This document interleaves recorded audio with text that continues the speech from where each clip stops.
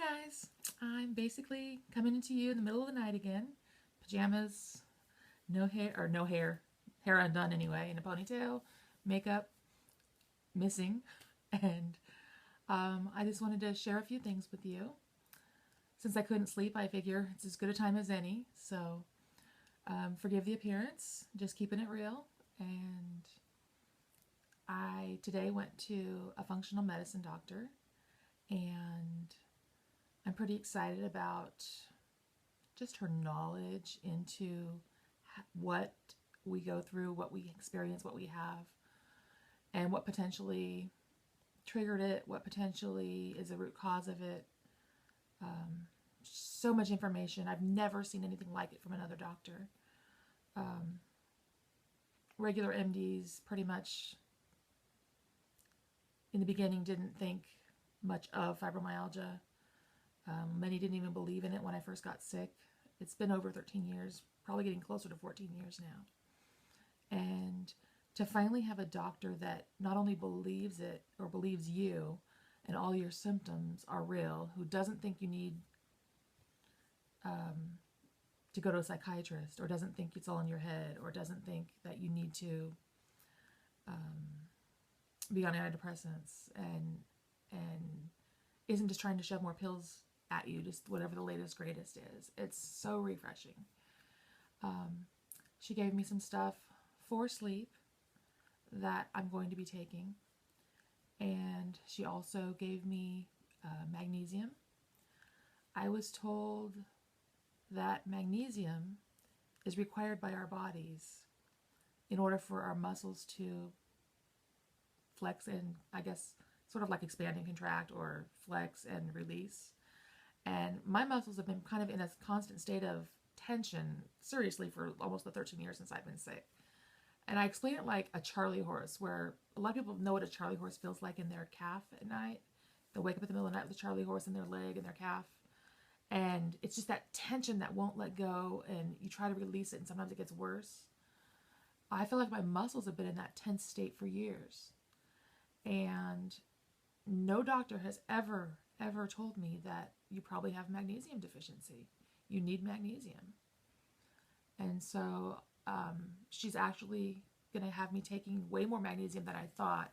I've always taken 1 in the morning with my other supplements, and she's going to have me taking 2 in the morning, 2 at night. And she said every time I feel a headache coming on or a migraine, to take 6, which I thought was, whoa, that's a lot. And she says, no, you have absorption issues. You're not absorbing things like you should. She checked me on some kind of machine that can tell her what kind of things I'm absorbing nutritionally and vitamin-wise and whatnot, and was able to say that I have an absorption issue, because she knows what my diet is. I've been keeping track of it. I eat a paleo diet. I eat actually a lot of vegetables that should be giving me magnesium, spinach, a lot of it. And she said, no, you're not absorbing it at all. So I'm taking a lot of magnesium so I can absorb the right amount, and we'll see how that goes. But our muscles need magnesium in order to relax. And if you're deficient in magnesium, your muscles would be or if you had no magnesium, your muscles would be in a constant state of tension. Well, that's kind of how my muscles feel. I have a lot of spasms. I have a lot of muscles that just get locked in that tight position and will stay there for weeks, sometimes a month or 2. Very common in my neck and shoulders. My legs, the IT band down the side of all the way down the side of the thigh to the knee, that band that goes down there is always so tight, and just unbelievable pain and tension. And I just can't believe that a functional medicine doctor, one of the first things she tells me is, oh, you probably need magnesium, which is a simple fix. And I've had MDs give me muscle relaxers and more pain medicines, and want to try me on everything under the sun, prescription-wise. And magnesium might be the answer, which would be amazing. So besides magnesium, she's giving me some stuff for insomnia, which will hopefully allow me to get off of Ambien altogether.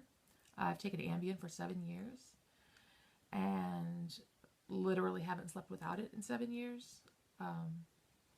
And hopefully we'll be able to cut back on that, because it's not working that well anymore. It does make me fall asleep, but it used to last for 7 hours. Then it lasted for about 6 hours. Then for the longest time it lasted for 5 hours. And now it lasts for like 2.5 to 3 hours. And unfortunately, that's not a good night's sleep. So I definitely need help with my sleep. And Ambien won't be the answer because they can't just keep giving me more and more Ambien to take all night long. I was already on the max dose. So we'll see what happens. But I'm excited to try a couple new things. I'm running a bunch of blood tests.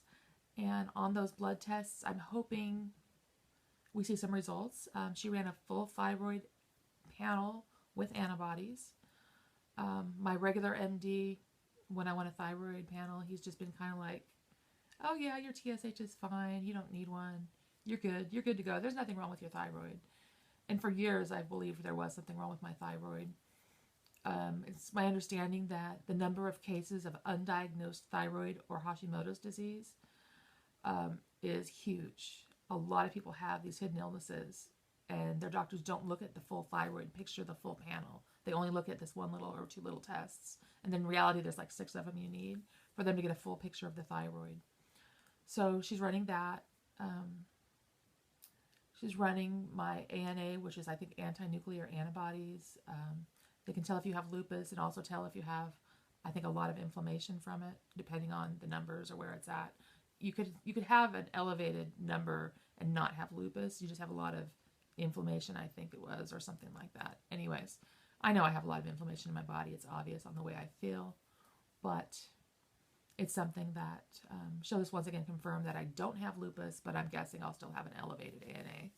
But we'll see. And there's some other tests. It's something that's a little expensive. My insurance is an HMO. They aren't going to cover this. It's not my primary care doctor, obviously. I needed some answers. It was time. So I decided my health was worth it. I've been saving up for a while to be able to go do this. And so I'm excited. I'm hoping we see progress. Because all the medical doctors, all they keep doing is wanting to add another prescription, add another prescription. And those prescriptions aren't doing anything to heal me, anything to help me. They definitely aren't making me better. They're just making me have a slightly better quality of life with the illness, but it's not making me better. So, you know, I've said it before, I have a positive attitude. My limbs hurt like hell, and I thank God every day I have limbs. So it could be worse. But I've been pushed to that point where I just feel it was time to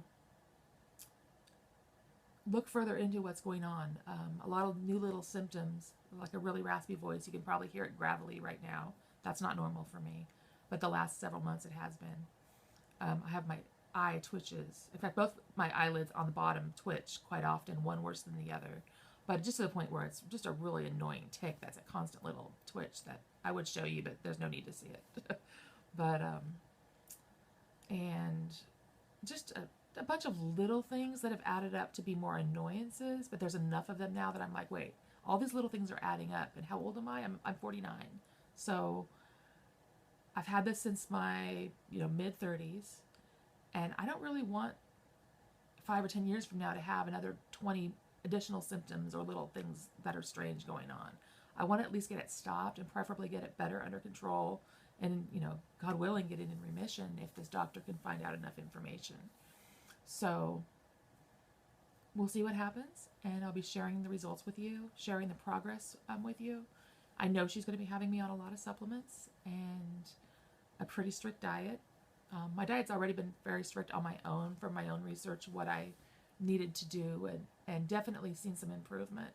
But I'm looking to see even more improvement. So we'll see, and I'll be back to share with you the information, and hopefully something as simple as magnesium is something some of you can hear from me and realize, hey, maybe I need to take more as well.